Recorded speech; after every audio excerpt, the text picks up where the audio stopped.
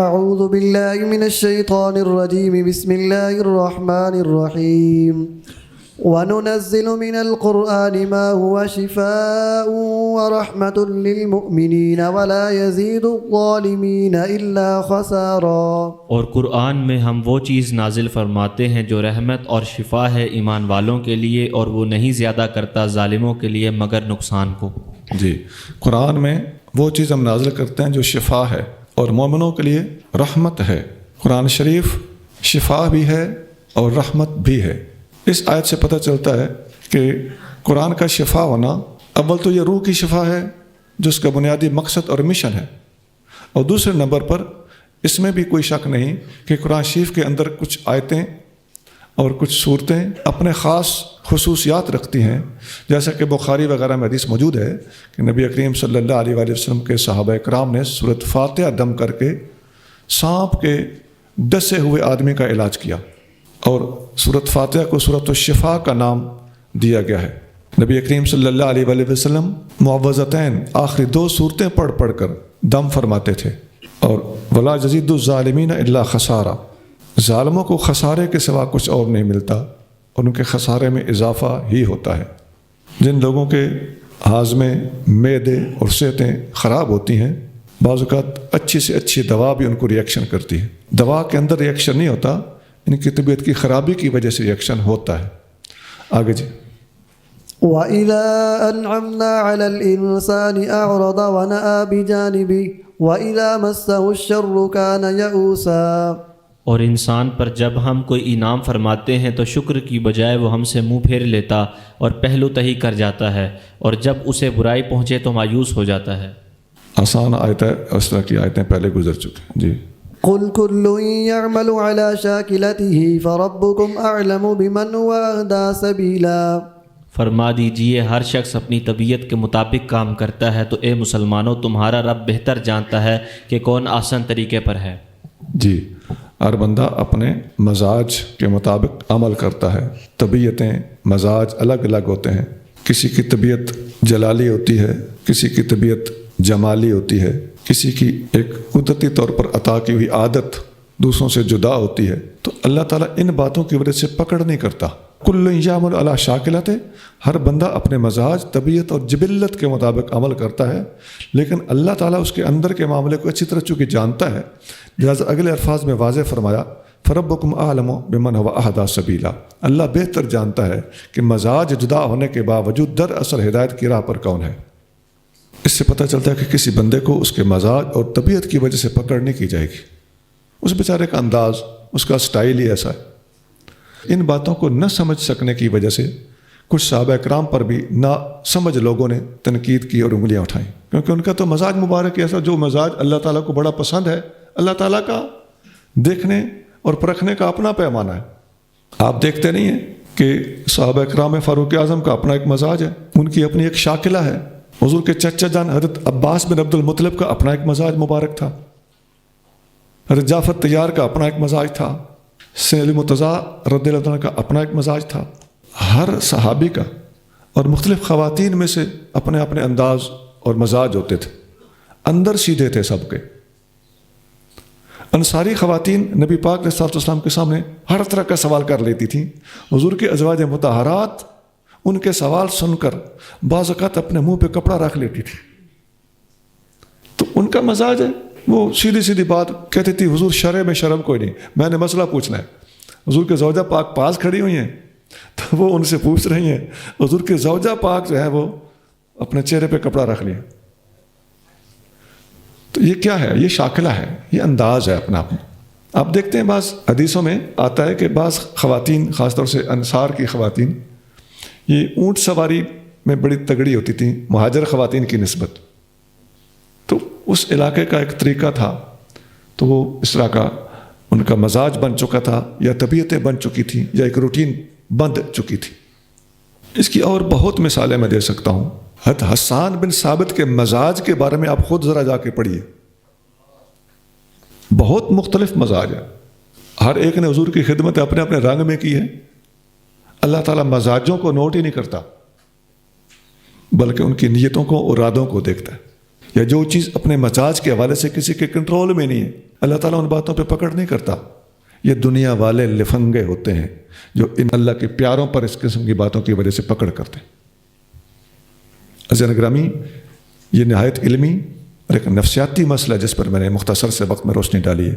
جس بندے میں دین کو سمجھنے کا جذبہ صادق موجود ہے، وہ اس بات کو اگر نوٹ کر لے گا تو تمام صحابہ کے مختلف انداز اور ان کے مختلف طریقے دیکھ کر، پڑھ کر، سن کر اس کے اندر خوشی کی لہر دوڑ جائے گی۔ لیکن اس کے لیے اعلیٰ ظرفیاں چاہیے اور شرافت چاہیے۔ تمام صحابہ کرام علیہ رضوان کسی نہ کسی نبی کے قدم پر ہیں۔ انبیاء کے مزاجوں میں فرق ہے، کوئی جلالی ہے، کوئی جمالی ہے، ایسا ہے کہ نہیں؟ تو اسی طرح صحابہ کرام کے بھی مزاجوں میں فرق ہے۔ کسی کی عظمت میں کسی قسم کا حرف نہیں آنے دینا چاہیے۔ وَيَسْأَلُونَكَ عَنِ الرُّوحِ قُلِ الرُّوحُ مِنْ أَمْرِ رَبِّي وَمَا أُوتِيتُم مِّنَ الْعِلْمِ إِلَّا قَلِيلًا۔ اور آپ سے روح کے متعلق پوچھتے ہیں، فرما دیجئے روح میرے رب کے امر سے ہے اور تمہیں علم نہیں دیا گیا مگر تھوڑا۔ جی، روح کے بارے میں پوچھتے ہیں تو یہ اللہ کے امر سے ہے، تمہیں اس کے بارے میں علم تھوڑا دیا گیا ہے۔ اب روح کیا ہے، اس کی حقیقت کیا ہے؟ جب قرآن نے کہہ دیا کہ تمہیں علم تھوڑا دیا گیا ہے تو اس کا مطلب ہے کہ انسان اس کی حقیقت تک نہیں پہنچ سکتا۔ اس پر کچھ تھوڑا بہت علماء نے لکھنے کی کوشش کی ہے، لیکن بالآخر سمجھ یہی آتا ہے کہ علماء تھوڑی بہت بحث کرنے کے بعد ہینڈز اپ کر جاتے کہ یہ روح کیا ہے۔ اتنا ہے، قل الروح من امر ربی، بات ختم۔ آمنا بصدقنا، ہم ایمان لائے، تصدیق کی۔ حضرت امام غزالی رحمۃ اللہ علیہ نے ایک رسالہ بھی اس موضوع پر لکھا ہے، لیکن ان سے بھی بات کسی طرف لگی نہیں ہے۔ وہ رسائل امام غزالی کے اندر چھپا ہوا ہے۔ آگے جی، وَلَئِن شِئْنَا لَنَذْهَبَنَّ بِالَّذِي أَوْحَيْنَا إِلَيْكَ ثُمَّ لَا تَجِدُ لَكَ بِهِ عَلَيْنَا وَكِيلًا۔ اور اگر ہم چاہیں تو ضرور لے جائیں اس وحی کو جو ہم نے آپ کی طرف کی، پھر آپ اپنے لیے ہمارے مقابلے میں اس کے متعلق کوئی کارساز نہ پائیں۔ پہلے جس طرح چند آیتیں ایک فرضی طور پر اللہ تعالیٰ نے ارشاد فرمائی ہیں کہ اگر ایسا ہو تو ایسا ہو، اسی طرح یہاں بھی وہی بات ہے، ایک فرض محال کے طور پر بات ارشاد فرمائی جا رہی ہے۔ یہ اللہ کا اپنے محبوب کے ساتھ معاملہ ہے۔ آگے جی، إِلَّا رَحْمَةً مِّن رَّبِّكَ إِنَّ فَضْلَهُ كَانَ عَلَيْكَ كَبِيرًا۔ سوائے اپنے رب کی رحمت کے جو ہر وقت آپ کے ساتھ ہے، بے شک آپ پر اللہ کا بہت بڑا فضل ہے۔ جی، یہاں بات ختم ہو گئی کہ اللہ کی رحمت ہی ہے آپ پر اور اللہ کا آپ پر بہت بڑا فضل ہے۔ چلیے جی، قُل لَّئِنِ اجْتَمَعَتِ الْإِنسُ وَالْجِنُّ عَلَىٰ أَن يَأْتُوا بِمِثْلِ هَٰذَا الْقُرْآنِ لَا يَأْتُونَ بِمِثْلِهِ وَلَوْ كَانَ بَعْضُهُمْ لِبَعْضٍ ظَهِيرًا۔ فرمائیے اگر آدمی اور جن سب اس بات پر جمع ہو جائیں کہ وہ اس قرآن کی مثل لائیں تو وہ اس کی مثل نہ لا سکیں گے، اگرچہ وہ ایک دوسرے کے مددگار ہو جائیں۔ آسان آیت ہے، یہ سورۃ بقرہ میں بھی اس جیسی آیت گزر چکی ہے۔ فاتو بصورت من مثلہ، وہاں ایک صورت لانے کا چیلنج تھا، اور یہاں پورے کے پورے قرآن کی مثل لانے کا چیلنج ہے۔ اور یہ قرآن کے اندر متعدد مقامات پر کبھی پورے قرآن کی مثل، کبھی ایک صورت، کبھی 10 آیتیں اور کبھی ایک بات، یہ 4 قسم کے چیلنج موجود ہیں۔ اس پر پہلے گفتگو گزر چکی ہے۔ آگے چلیے۔ وَلَقَدْ صَرَّفْنَا لِلنَّاسِ فِي هَذَا الْقُرْآنِ مِنْ كُلِّ مَثَلٍ فَأَبَىٰ أَكْثَرُ النَّاسِ إِلَّا كُفُورًا۔ اور بے شک ہم نے اس قرآن میں لوگوں کی ہدایت کے لیے ہر قسم کی مثالیں بار بار بیان فرمائی، تو اکثر لوگوں نے انکار کر دیا مگر یہ کہ وہ ناشکری ہی کریں۔ جی آگے چلیے۔ وَقَالُوا لَن نُّؤْمِنَ لَكَ حَتَّىٰ تَفْجُرَ لَنَا مِنَ الْأَرْضِ يَنبُوعًا۔ اور انہوں نے کہا کہ ہم آپ پر ہرگز ایمان نہ لائیں گے یہاں تک کہ آپ ہمارے لیے زمین سے کوئی چشمہ جاری کر دیں۔ جی، یہ مطالبہ پہلی یہودیوں والی قوم کے مطالبات سے ملتا جلتا۔ جی، أو تكون لك جنة من نخيل وعنب فتفجر الأنهار خلالها تفجيرا۔ یا آپ کے لیے کوئی باغ ہو کھجوروں اور انگوروں کا، پھر آپ اس کے درمیان نہریں جاری کر دیں بہتی ہوئی۔ جی، یہ بھی کافروں کا مطالبہ تھا کہ آپ یہ کر کے دکھا دیں، وہ کر کے دکھا دیں۔ جی، أو تسقط السماء كما زعمت علينا كسفا أو تأتي بالله والملائكة قبيلا۔ یا جیسا آپ نے کہا ہم پر آسمان کو پارا پارا کر کے گرا دیں، یا آپ اللہ اور فرشتوں کو بے حجاب ہمارے سامنے لے آئیں۔ پارا پارا کرنا، کسفن، اس کا معنی ہے ٹکڑے ٹکڑے کرنا۔ جی، أو يكون لك بيت من زخرف أو ترقى في السماء ولن نؤمن لرقيك حتى تنزل علينا كتابا نقرأه قل سبحان ربي هل كنت إلا بشرا رسولا یا آپ کے لیے سونے کا گھر ہو یا آپ آسمان پر چڑھ جائیں اور ہم آپ کے چڑھنے پر بھی ہرگز ایمان نہ لائیں گے یہاں تک کہ آپ ہم پر ایک کتاب اتار لائیں جسے ہم پڑھیں۔ آپ فرما دیجئے میرا رب پاک ہے، میں نہیں ہوں مگر بشر اللہ کا بھیجا ہوا رسول۔ نبی کریم صلی اللہ علیہ وآلہ وسلم نے ان ساری باتوں کو اللہ تعالیٰ کے اذن پر موقوف رکھا ہے، ورنہ کر کے دکھانے کے لیے آپ پہلے پڑھ کے آ رہے ہیں کہ آپ صلی اللہ علیہ وآلہ وسلم صفا کے پہاڑ کو سونے کا بنانے کے لیے تیار ہو گئے تھے، مگر جبریل امین نے اللہ تعالیٰ کا جب پیغام دیا اور اس کے نتائج بتائے تو آپ کریم صلی اللہ علیہ وسلم کی رحمت نے اس کو گوارا نہ کیا۔ یہاں سے جو لوگوں کو غلط فہمی پیدا ہوتی ہے کہ حضور سے معجزے مانگے جاتے رہے مگر حضور نے اپنی بشریت کا اظہار کرتے ہوئے اپنی معاذ اللہ بے بسی ظاہر کی۔ نہیں، بے بسی نہیں ہے، اللہ تعالیٰ کا دیا ہوا اختیار ہے۔ ہم یہ مانتے ہیں کہ حضور کریم صلی اللہ علیہ وسلم کے اختیارات کو اللہ سے چھینے ہوئے اختیارات نہیں ہیں، اللہ کے مقابلے پر اختیارات نہیں ہیں، سب اللہ کی عطا سے اختیارات ہیں۔ پہاڑ کو سونے کا بنانے کے لیے آپ کا آمادہ ہو جانا اس چیز کا واضح ثبوت ہے کہ نبی کریم صلی اللہ علیہ وسلم کو اللہ تعالیٰ نے یہ طاقت و قدرت عطا فرمائی ہوئی تھی، لیکن اس کی علت اور وجہ پیچھے بتائی جا چکی ہے۔ قرآن کے اندر نص میں وہ باتیں گزر چکی ہیں۔ قرآن خود کہہ رہا ہے کہ اس قسم کے مطالبات یہ پہلے انبیاء سے کرتے رہے، ان انبیاء نے ان کے وہ مطالبات پورے بھی کیے، اس کے باوجود انسان نہیں بنے۔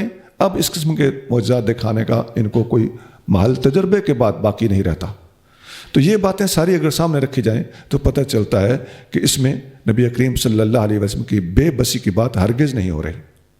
تو بات میں سے ایک منفی پہلو نکالنا یہ ایک با وفا امتی کو زیب نہیں دیتا۔ آگے چلیے۔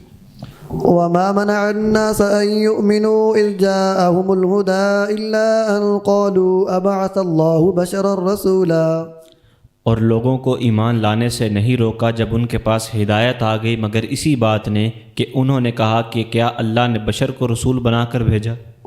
جی، انسانوں کو رسول بنا کر بھیجنے پر انہیں اعتراض تھا۔ اب آگے اس کا جواب بڑا پیارا ہے، سنیے۔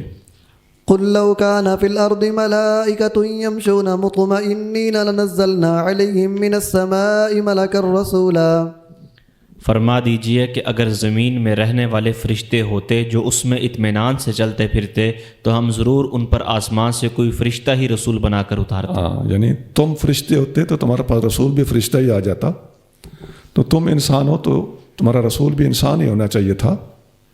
اور پہلے ایک بات گزر چکی ہے کہ اگر ہم فرشتہ بھیج بھی دیتے تو فرشتے نے بھی تو ان کے اندر رہ کے تو ان کے ساتھ گزارا، ان کے ماحول میں ہی رہنا تھا، تو اس پر بھی انہوں نے اعتراض کرنا تھا۔ آگے جی۔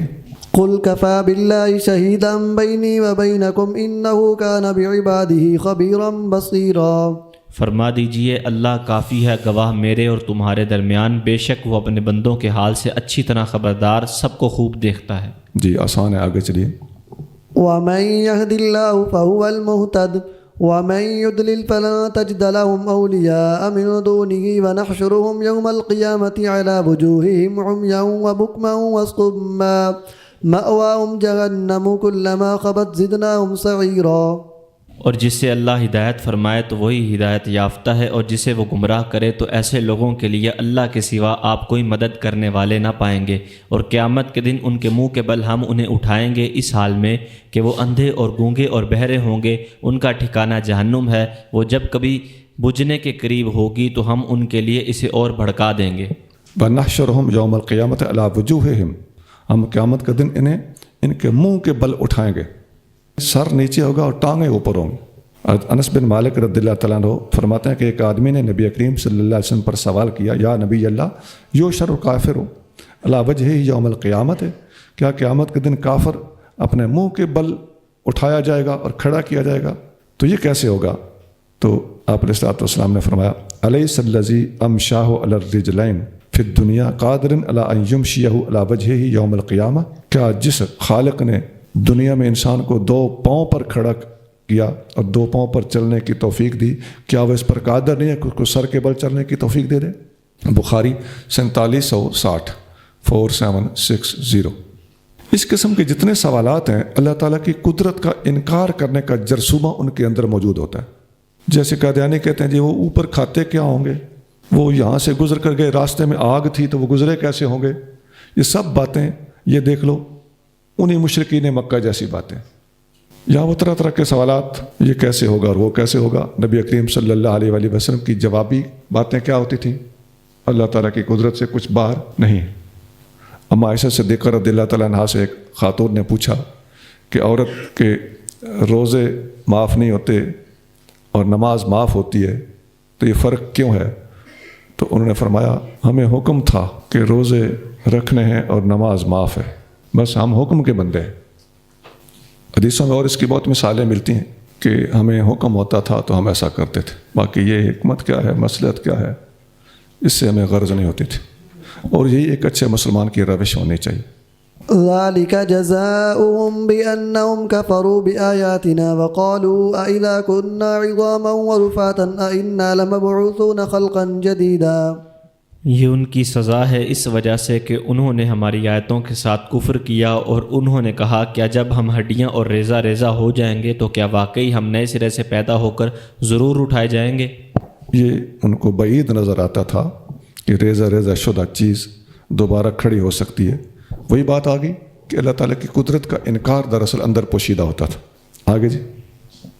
أولم يروا أن الله الذي خلق السماوات والأرض قادر على أن يخلق مثلهم وجعل لهم أجلا لا ريب فيه فأبى الظالمون إلا كفورا. کیا انہوں نے غور نہ کیا کہ وہ اللہ جس نے آسمانوں اور زمینوں کو بنایا اس پر قادر ہے کہ ان کی مثل بنائے، اور اس نے ان کے لیے ایک مدت مقرر کر دی ہے جس میں کوئی شبہ نہیں، تو ظالموں نے انکار کر دیا مگر یہ کہ وہ ناشکری ہی کریں. تو دیکھیے جوابی طور پر کیا بتایا جا رہا ہے؟ اللہ کی قدرت کی طرف متوجہ کیا جا رہا ہے. قادر کے لیے چیزیں کون سی مشکل ہیں؟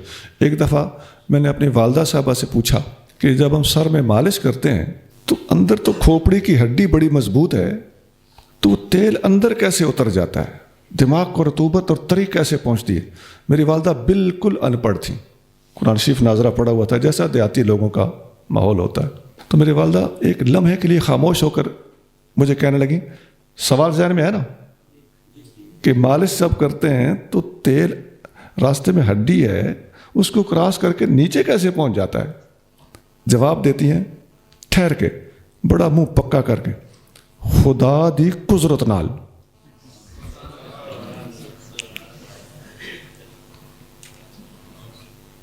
سنا جن کا اللہ پہ یقین ہوتا ہے نا وہ ایسی ہی باتیں سوچتے ہیں. اور بعض اوقات آپ نے دیکھا ہوگا کہ ان پڑھ لوگوں کا یقین بڑا مضبوط ہوتا ہے.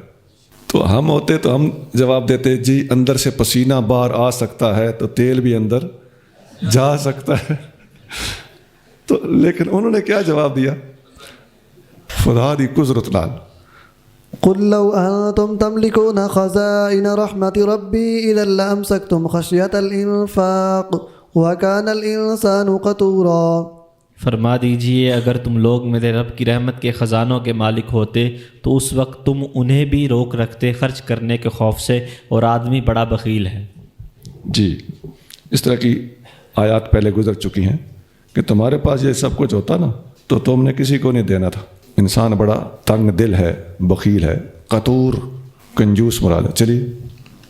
وَلَقَدْ آتَيْنَا مُوسَى 9 آيَاتٍ بَيِّنَاتٍ فَاسْأَلْ بَنِي إِسْرَائِيلَ إِذْ جَاءَهُمْ فَقَالَ لَهُ فِرْعَوْنُ إِنِّي لَأَظُنُّكَ يَا مُوسَى مَسْحُورًا.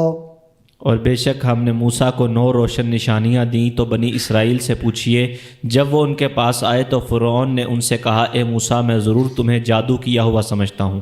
فرعون نے موسیٰ علیہ السلام سے کہا کہ مجھے آپ جادو زدہ لگتے ہیں معاذ اللہ. تو اس آیت میں جو ارشاد فرمایا کہ ہم نے موسیٰ کو 9 نشانیاں دی تھیں، وہ معجزات کیا کیا تھے؟ وہ تھے ابن عباس رضی اللہ تعالیٰ عنہ اور حضرت ضحاک فرماتے ہیں نمبر 1 عصا، نمبر 2 ید بیضا، نمبر 3 زبان کی لکنت کا ٹھیک ہو جانا، نمبر 4 دریا کا پھٹ جانا، نمبر 5 طوفان، نمبر 6 ٹڈیوں کا آنا، نمبر 7 جوئیں جو اس علاقے میں سزا کے طور پر ڈالی گئی تھیں، و دفادے اور مینڈکیں، و دم اور خون. یہ 9 نشانیاں تھیں جو موسیٰ علیہ السلام کو اللہ نے عطا فرمائیں. ابن جریر اور بغوی جلد 2 صفحہ 719 719 اسی آیت کے تحت اس پر اور حدیثیں بھی ہیں، آگے چلیے۔ قال لقد علمت ما أنزل هؤلاء إلا رب السماوات والأرض بصائر وإني لأظنك يا فرعون مثبورا۔ موسیٰ نے فرمایا یقیناً تو جانتا ہے کہ ان چمکتی ہوئی نشانیوں کو آسمانوں اور زمینوں کے رب ہی نے اتارا ہے، یہ آنکھیں کھولنے والی ہیں، اور اے فرعون یقیناً میں تجھے سمجھتا ہوں کہ تو ہلاک ہونے والا ہے۔ حضرت موسیٰ علیہ السلام نے فرعون کو سمجھایا اور بتایا۔ اس آیت میں لقد علمت ما انزل هؤلاء، یہ ساری چیزیں جو اللہ تعالیٰ نے نازل فرمائی ہیں، یہ کس نے نازل کی ہیں؟ الا رب السماوات والارض، یہ ساری کی ساری چیزیں، اس سے مراد کیا ہے؟ وہی اوپر کی آیات اور نشانیاں جن کا ذکر اوپر گزر چکا ہے، 9 نشانیاں۔ اور موسیٰ علیہ السلام نے فرعون سے کہا کہ انی لأظنک یا فرعون مسبورا، میرے گمان کے مطابق تمہاری تباہی کے دن قریب ہیں۔ مسبورا، ہلاک ہونے والا۔ آگے جی۔ فأراد أن يستفزهم من الأرض فأغرقناه ومن معه جميعا۔ تو اس نے ارادہ کیا کہ اس ملک سے بنی اسرائیل کا قدم اکھاڑ دے، تو ہم نے اس کو اور اس کے تمام ساتھیوں کو ایک ساتھ غرق کر دیا۔ بنی اسرائیل کو وہ نکالنا چاہتا تھا، اللہ نے اس کو ہی غرق کر دیا۔ یستفزہم، انہیں اکھاڑ کر پھینکے، یہ فرعون کا ارادہ تھا۔ آگے جی۔ وقلنا من بعده لبني إسرائيل اسكنوا الأرض فإذا جاء وعد الآخرة جئنا بكم لفيفا۔ اور اس کے بعد ہم نے بنی اسرائیل سے فرمایا کہ اس زمین میں اب تم آباد ہو جاؤ، پھر جب آخرت کا وعدہ آئے گا تو ہم تم سب کو سمیٹ لائیں گے۔ لفیفہ، لپیٹ دینا، ادھر رہو، قیامت کے منتظر رہو۔ آگے جی۔ وبالحق أنزلناه وبالحق نزل وما أرسلناك إلا مبشرا ونذيرا۔ اور ہم نے قرآن کو صرف حق کے ساتھ اتارا، اور وہ حق ہی کے ساتھ اترا، اور ہم نے آپ کو نہیں بھیجا مگر اپنی نعمتوں کی خوشخبری سنانے والا اور اپنے عذاب سے ڈرانے والا۔ جی، ہم نے قرآن کو حق کے ساتھ اتارا، یعنی اللہ کی طرف سے بھیجا جا رہا تو حق کے ساتھ، اور حق کے ساتھ اترا، یعنی اللہ کریم سے جب اپنے محبوب صلی اللہ علیہ وسلم تک پہنچا تو یہاں پہنچتے دم تک بھی حق پر تھا۔ اس میں صاف تصریح ہے اس بات کی کہ قرآن کے اندر کسی قسم کی تبدیلی راستے میں جبریل نے نہیں کی، اور نبی کریم صلی اللہ علیہ وسلم کے پاس پہنچ کر بھی قرآن اسی طرح قرآن ہے جس طرح اللہ تعالیٰ کے ہاں قرآن تھا۔ آگے جی۔ وقرآنا فرقناه لتقرأه على الناس على مكث ونزلناه تنزيلا۔ اور قرآن کو ہم نے حسب حالات متفرق طور پر نازل کیا تاکہ لوگوں پر آپ اسے ٹھہر ٹھہر کر پڑھیں، اور ہم نے اسے مختلف اوقات میں تھوڑا تھوڑا کر کے اتارا ہے۔ ہاں جی، ہم نے قرآن کو آہستہ آہستہ اتارا ہے تاکہ آپ لوگوں پر آہستہ آہستہ اس کو پڑھیں، علی مقسم، ٹھہر ٹھہر کر، ونزلناہ تنزیلا، ہم نے اس کو آہستہ آہستہ اتارا ہے۔ پوری آیت کے اندر بار بار اس کی وضاحت موجود ہے کہ قرآن شریف آہستہ آہستہ، نجمن فنجمن، موقع بموقع، شہر بشہر، ضرورتوں کے مطابق 23 سال کے عرصے میں اترتا رہا۔ ابن عباس رضی اللہ تعالیٰ عنہ فرماتے ہیں کہ قرآن شریف ایک ہی بار آسمان دنیا تک اتار دیا گیا تھا، اور پھر ایک طویل عرصے تک اللہ نے اپنے محبوب پر وہاں سے آہستہ آہستہ بھیجا۔ اور یہ آیت پڑھی، وَقُرْآنًا فَرَقْنَاهُ لِتَقْرَأَهُ عَلَى النَّاسِ عَلَى مُقْسِمٍ وَنَزَّلْنَاهُ تَنزِيلًا۔ یہ ساری آیت ابن عباس نے پڑھ کر اس کی یہ وضاحت ارشاد فرمائی۔ مستدرک 3437، 3437۔ اب یہ آیت پڑھ کے ان لوگوں کو سوچوں میں پڑ جانا چاہیے جو حدیث کو چھوڑ کر قرآن کی تفسیر کرتے ہیں۔ قرآن شریف ایک مربوط کتاب ہے، اس میں کوئی شک نہیں، لیکن ربط دیتے وقت حدیث کو چھوڑ کے ربط دینا یا اپنے اندر سے ایک تکلف سے کام لے کر ربط دینا، بات ہم اس کی کر رہے ہیں۔ یہ آیت ان باتوں کی نفی کر رہی ہے۔ نبی کریم صلی اللہ علیہ وآلہ وسلم کا قرآن بلا شبہ مربوط ہے، لیکن اس ربط کو حدیث کی روشنی میں اختیار کرنا یہ لازم ہے۔ ہم حجیت حدیث اور اثبات حدیث کی غرض سے یہ بات بتا رہے ہیں۔ قل آمنوا به أو لا تؤمنوا إن الذين أوتوا العلم من قبله إذا يتلى عليهم يخرون للأذقان سجدا۔ آپ فرما دیجئے تم اس پر ایمان لاؤ یا نہ لاؤ، بے شک جن لوگوں کو اس سے پہلے علم دیا گیا جب ان پر اس کی تلاوت کی جاتی ہے تو وہ ٹھوریوں کے بل سجدے میں گر جاتے ہیں۔ جو لوگ وحی کے مزاج کو سمجھتے ہیں اور اللہ تعالیٰ کے کلام سے پہلے سے ان ٹچ ہیں، ان کے سامنے جب یہ قرآن پڑھا جاتا ہے تو انہیں صاف سمجھ آ جاتی ہے کہ اللہ کے سوا کسی کا کلام ہو ہی نہیں سکتا، اور وہ ٹھوڑیوں کے بل گر جاتے ہیں، یعنی سجدہ ریز ہو جاتے ہیں۔ آگے جی۔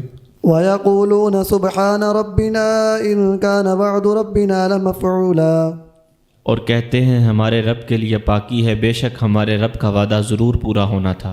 ہمارے رب کا وعدہ ضرور پورا ہونا تھا۔ آگے چلیے جی۔ وَيَخِرُّونَ لِلْأَذْقَانِ يَبْكُونَ وَيَزِيدُهُمْ خُشُوعًا، اور وہ روتے ہوئے ٹھوڑیوں کے بل گرتے ہیں اور یہ قرآن ان کے دل کی عاجزی بڑھاتا ہے۔ حدیث میں آتا ہے لا یلج النار رجل بقا من خشیت اللہ، وہ بندہ آگ میں کبھی نہیں جا سکتا جو اللہ کے خوف میں رویا ہو۔ حتیٰ یعود اللبن فی الدرع، جس طرح دودھ بھینس یا گائے کے تھن میں واپس نہیں جا سکتا، اور ولا یجتمع غبار فی سبیل اللہ ودخان جہنم، اور اللہ کی راہ میں جہاد کے وقت اٹھنے والی گرد اور جہنم کا دھواں اکٹھے نہیں ہو سکتے۔ مراد یہ ہے کہ مجاہد کبھی جہنم میں نہیں جا سکتا۔ ترمذی 1633 1633۔ آگے چلیے۔ قل ادعوا الله أو ادعوا الرحمن أيما تدعوا فله الأسماء الحسنى ولا تجهر بصلاتك ولا تخافت بها وابتغ بين ذلك سبيلا، فرما دیجیے اللہ کہہ کر پکارو یا رحمان کہہ کر، جس نام سے بھی پکارو سب اسی کے اچھے نام ہیں، اور آپ اپنی نماز میں نہ بہت زیادہ بلند آواز سے قرآن پڑھیں اور نہ بالکل آہستہ، اور ان دونوں کے درمیان معتدل طریقہ اختیار فرما لیجیے۔ اللہ کو پکارو یا رحمان کو پکارو، یہ اسی کے نام ہیں۔ اس پر گفتگو پہلے گزر چکی ہے، وہاں ہم نے حدیث بھی لکھائی تھی کہ سب سے افضل نام عبداللہ ہے، پھر عبد الرحمن۔ اگلے الفاظ ہیں نماز میں زیادہ اونچا بھی نہیں اور زیادہ آہستہ بھی نہیں، بلکہ اس کے درمیان کا راستہ اختیار کیجیے۔ حضرت عبداللہ بن عباس رضی اللہ تعالیٰ عنہ یہ آیت پڑھ کے ارشاد فرماتے ہیں کہ یہ آیت اس وقت نازل ہوئی جب نبی کریم صلی اللہ علیہ وسلم مکہ میں تھے۔ صحابہ اکرام کو جب نماز پڑھاتے تو آپ نے آواز مبارک بلند کی، اور مشرکوں نے سنا تو قرآن کو گالیاں دینے لگے، اور نازل کرنے والے کو بھی گالیاں دینے لگے، اور لے کے آنے والے کو بھی گالیاں دینے لگے۔ فقال اللہ تعالیٰ نے نبی یہی ولا تجہر بصلاتک، اللہ نے اپنے محبوب کو فرمایا کہ اونچی آواز سے نہ پڑھیں تاکہ یہ لوگ سن کے اس طرح کی گندی زبان استعمال نہ کریں۔ وابتغ بین ذالک سبیلا، نہ زیادہ اونچا کہ یہ لوگ سن لیں، نہ اتنا آہستہ کہ آپ کے صحابہ بھی نہ سن سکیں۔ بخاری 4722 4722۔ وقل الحمد لله الذي لم يتخذ ولدا ولم يكن له شريك في الملك ولم يكن له ولي من الذل وكبره تكبيرا، اور کہیے کہ ساری حمد اللہ ہی کے لیے ہے، جس نے اپنے لیے کوئی اولاد نہیں بنائی اور نہ سلطنت میں اس کا کوئی شریک ہے اور نہ کمزوری کی وجہ سے اس کا کوئی مددگار ہے، وہ ان سب باتوں سے پاک ہے، اور اسی کو سب سے بڑا جانتے ہوئے اس کی بڑائی بیان کیجیے۔ اللہ تعالیٰ ساری کمزوریوں سے پاک ہے اور عظیم تر ہے، اسی کی تکبیر کیجیے۔ وکبرہ تکبیرا، نبی کریم صلی اللہ علیہ وسلم ارشاد فرمایا احب الکلام الی اللہ اربع، اللہ تعالیٰ کو سب سے زیادہ کلام جو پسند ہے وہ 4 چیزیں ہیں: سبحان اللہ، الحمدللہ، لا الہ الا اللہ، اور اللہ اکبر۔ لا یضرک بأیہن بدأت، ان میں سے جس وظیفے کو بھی پہلے رکھ لو کوئی حرج نہیں ہے، ترتیب کا کوئی مسئلہ نہیں۔ اور اپنے لڑکے کا نام کبھی یسار، رباح، نجی اور افلح نہ رکھنا، یہ حضور نے منع فرمایا، یہ نام نہیں رکھنے۔ وجہ کیا فرمائی؟ فإنک تقول اسما ہوا، تم کہیں گھر آؤ تو گھر والوں سے پوچھو کہ گھر میں یسار ہے، جس بیٹے کا نام یسار رکھا ہوگا، یا ربا ہے، نجی ہے، تو اس کا معنی ہوتا ہے یسار کا معنی ہوتا ہے آسانی، اور ربا کا معنی ہوتا ہے فائدہ، نفع، اور نجی کا معنی ہوتا ہے کامیابی، تو افلاح کا معنی ہوتا ہے فلاح پانے والا۔ تو تم پوچھو گے کہ گھر میں فلاح پانے والا ہے افلاح، آقا نے معنی پر نظر رکھتے ہوئے ارشاد فرمایا، یا گھر میں کامیابی ہے یا گھر میں نفع ہے، تو آگے وہ نہ ہوا گھر میں تو گھر والے کہیں گے کہ گھر میں کوئی نہیں ہے، تو نفی معنی کے لحاظ سے برکت کی ہو رہی ہوگی، اس لیے اس قسم کے نام رکھو ہی نہیں۔ آقا علیہ الصلوۃ والسلام نے فرمایا میں نے یہ 4 نام گنے ہیں، ان پر اضافہ کسی اور نام کا نہ کرنا۔ مسلم 2137 2137۔ سبحان ربک رب العزت عما یصفون وسلام علی المرسلین والحمد للہ رب العالمین۔ کوئی اور بندہ، تھوڑا سا میں ادھر بیٹھے بیٹھے بریک لینا چاہتا ہوں، کوئی اور بندہ اچھا سا کلام پڑھتا ہو، آ جائیں، یا صوفیانہ کلام ہو یا کوئی نعت ہو، اور نعت ہو تو پھر نعت ہی ہو. آئیے. درود پاک پڑھ لیجیے. صلی اللہ علیہ یا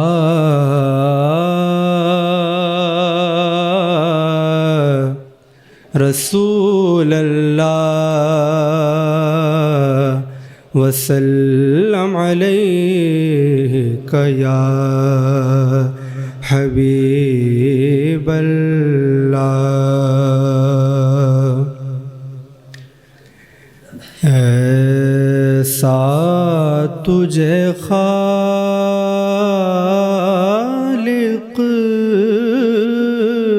نے طرح دار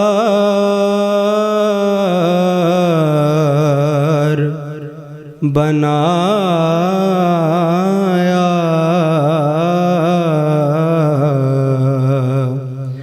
یوسف کو تیرا طالب دیدار بنایا،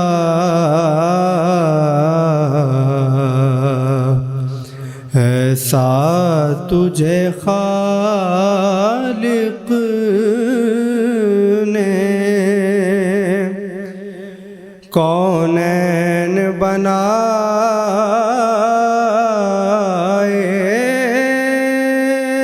گئے، سرکار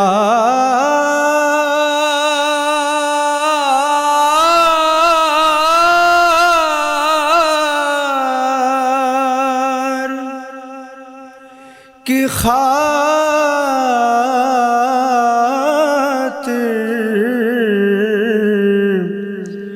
کونین بنائے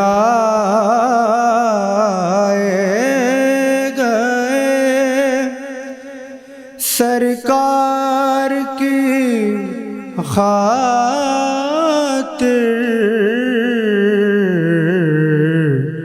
کونین کی خاطر تمہیں سرکار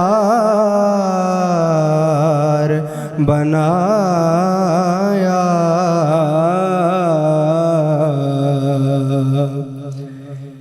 بے یار و مددگار جینے کوئی بھی نہ پوچھے، بے یار و مددگار جینے کوئی بھی نہ پوچھے، ایسوں کا تمہیں یارو مددگار بنایا. کنجی تمہیں دی اپنے خزانوں کی خدا نے، کنجی تمہیں دی اپنے خزانوں کی خدا نے، محبوب کیا مالکو مختار بنایا. وہ گھر بیٹھے ہی مل جاتا ہے جو لکھا ہو مقدر میں، وہ گھر بیٹھے ہی مل جاتا ہے جو لکھا ہو مقدر میں اور جو قسمت میں نہ لکھا ہو وہ ملتا ہے مدینے سے، جو قسمت میں نہ لکھا ہو وہ ملتا ہے مدینے سے۔ محبوب کیا مالکو مختار بنایا،